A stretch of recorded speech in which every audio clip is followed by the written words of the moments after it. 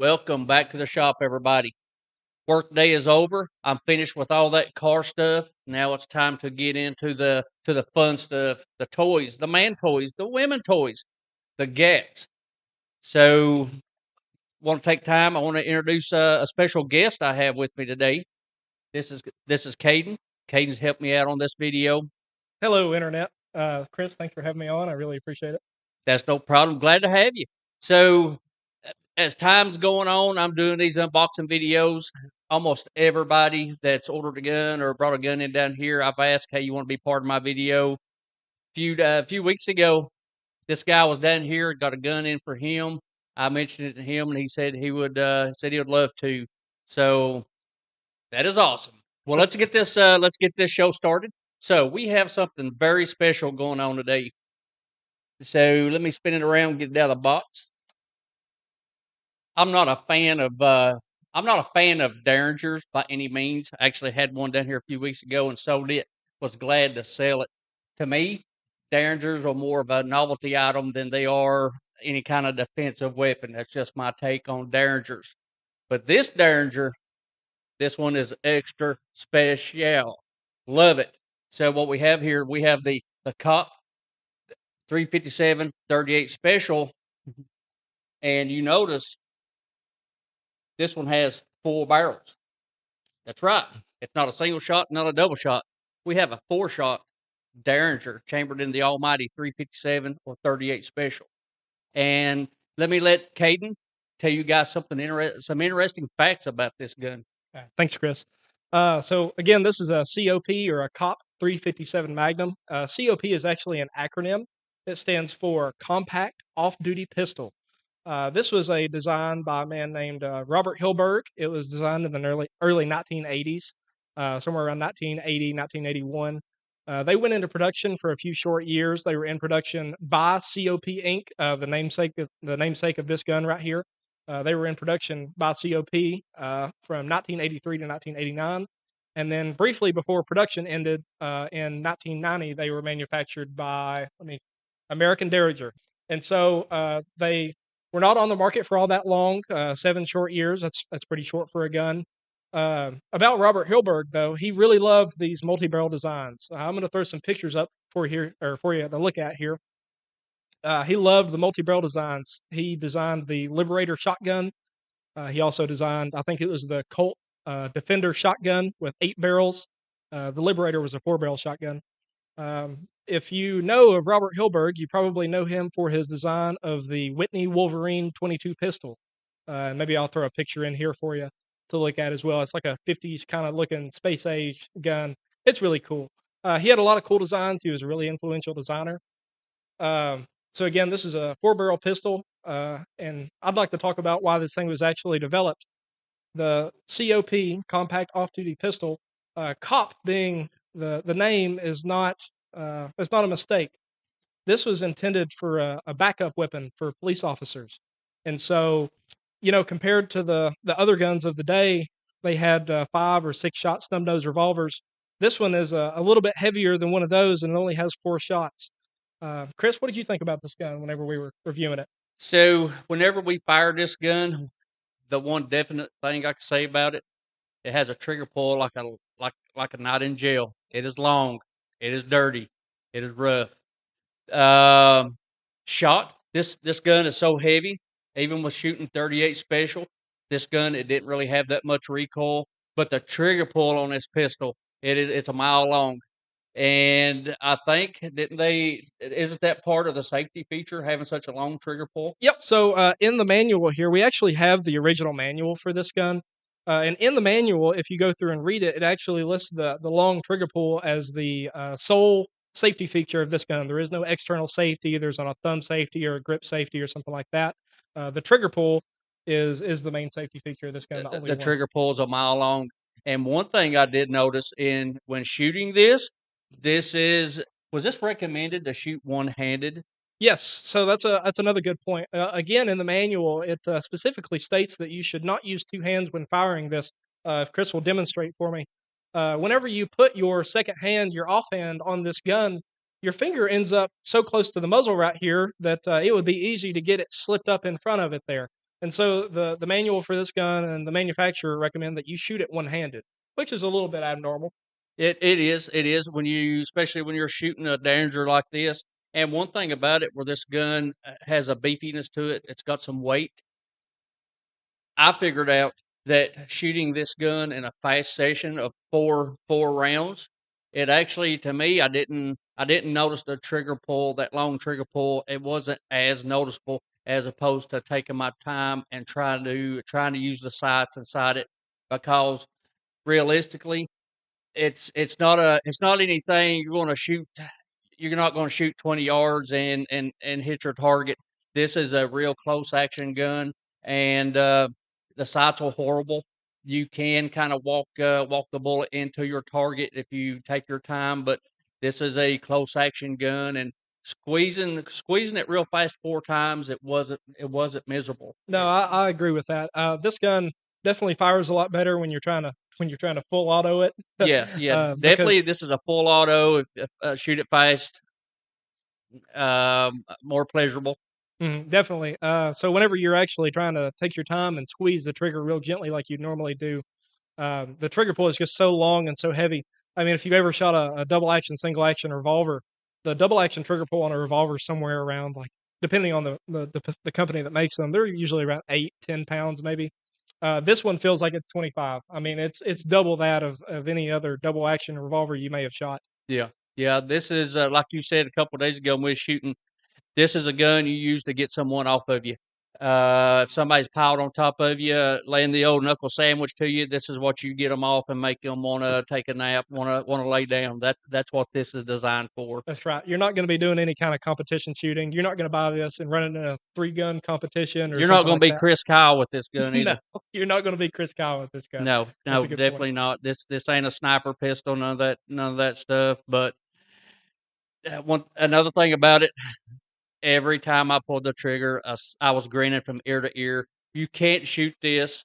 If you have the pleasure, if you own one of these, if you've ever had the pleasure of shooting one of these, you cannot help but have a smile on your face when you're doing so. And before I say anything else, this actually belongs to one of my car customers, a friend of mine. I asked him if I could shoot a video on it, and Alan, thank you, Alan, if you're watching this, which I know you watch them all the time. But thank you so much for the loan of your gun and letting us get out here and play with it for a couple hours and shoot it a few times.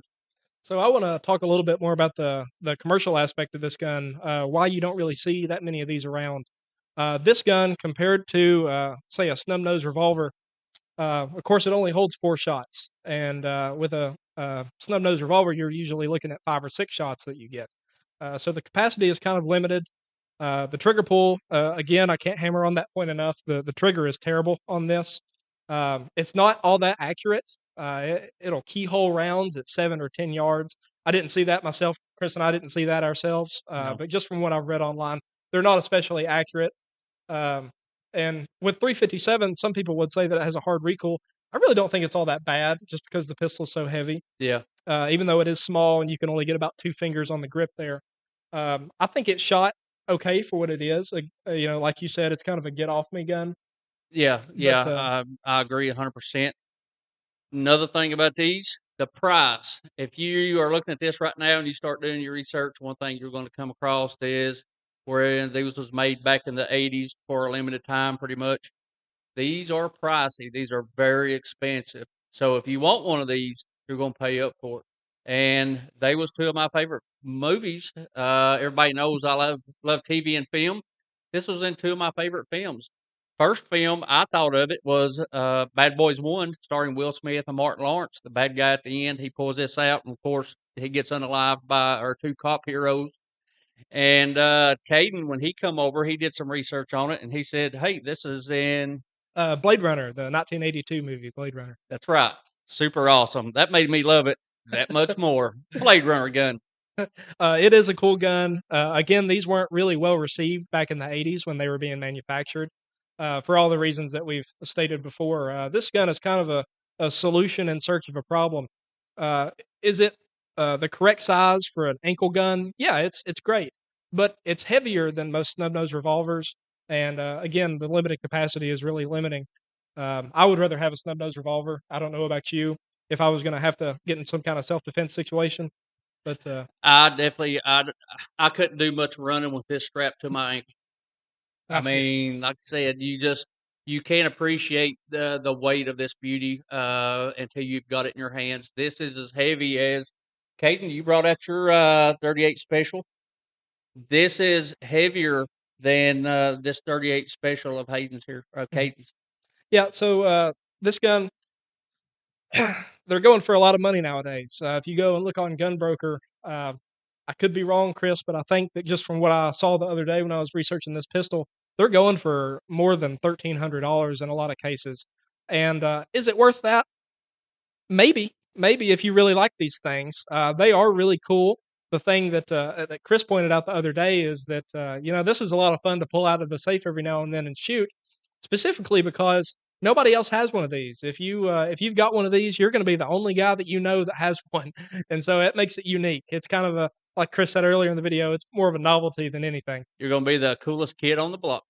That's right. Yeah, yeah. If you're having a range day with some of your friends, if you get this out of your range bag or whatever you pack your stuff in when you go shoot, you're gonna be number uno that day. All your friends are gonna want to shoot this because it is cool. Cool level is probably an 8, 7, 7 good 8.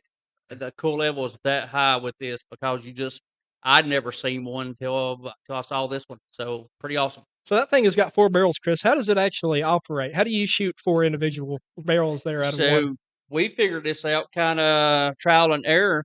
If we loaded one round in this, and if you want to load up one round and pull the trigger and shoot, you don't know which barrel is going off. You don't know which barrel to load up. It actually has a rotating firing pin on the inside, and it's just I don't know if it's sporadic or if it actually has a routine for every trigger pull. It's like you don't know which barrel's going off. That way, you don't know whether to aim high, aim low, or aim in the middle. You don't know how to aim with any kind of distance shooting at a target. So, but I have seen and doing some research that back in the day, gunsmiths, they was taking them and they would actually put in a heavier spring and do a little bit of gunsmith magic, and they could make this thing actually fire all 4 barrels with one trigger pull. Now that would be the cool factor. You may not know anybody else that has one of these, but if you were to modify and shoot 4 rounds at once, you really know that you're the Yeah, only one that's and got it. and you would definitely feel that in your wrist if you did, but it'd still be tons of fun. It wouldn't break your arm or nothing, but it would be all kinds of fun. Maybe even shoot just 2 barrels at a time, but you would really have to get down to the science of it and figure out how to do maybe left barrels, then right barrels, or top barrels and bottom barrels. I don't know how a person would do that. Gunsmiths, some of those guys, those old school guys, they can do some magic. So we hammered on all the cons of this gun, why it's not all that great of a gun. Can you think of any reasons why you really might want to have this? Just to be the cool kid. Just to be the cool kid? Yep. This isn't with the price what these go for these days. I'm not gonna be that guy and say they're not worth what people are asking for these, because if this was mine, I would hang on to it. I don't even think I would even offer it to sale because I know I wouldn't be able to buy another one. But it's just really cool. This wouldn't be my everyday carry. Just the weight. This weighs as much as some of the 1911s that I've had. The single stack mag 1911s I've had. I mean this is really heavy, and just to only have 4 shots. So it's not a carry. It's not nothing I'm going to defend my home with per se, but I wouldn't buy it just for the novelty of it. Unless I had tons of money, then hell, then I'd probably buy 2 of these son of bitches.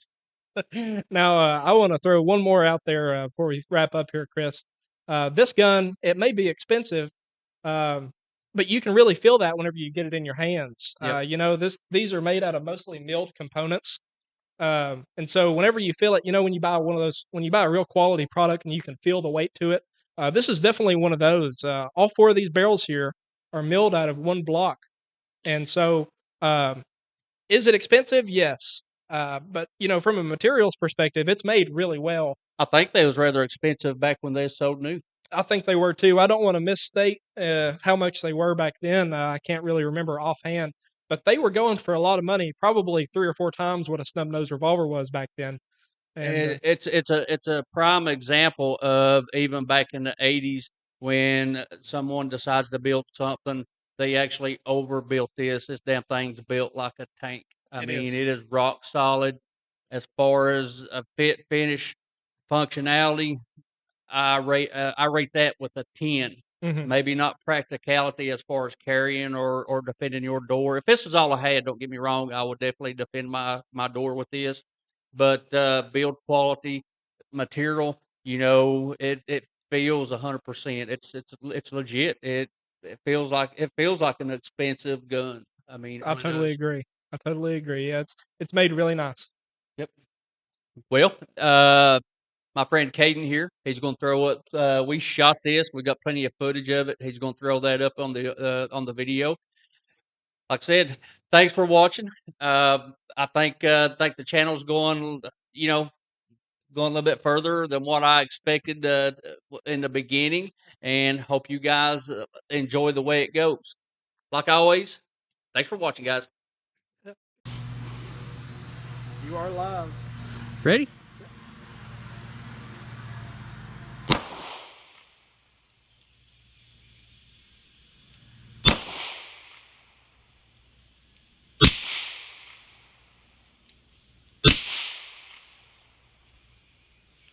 You ready? Yeah. All right, let's do it. That trigger pull is miserable.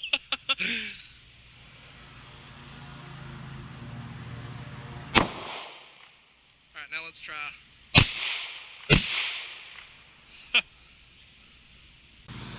Say when. You're set.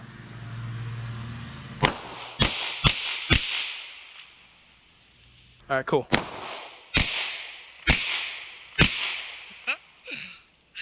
I think that was good. That was awesome.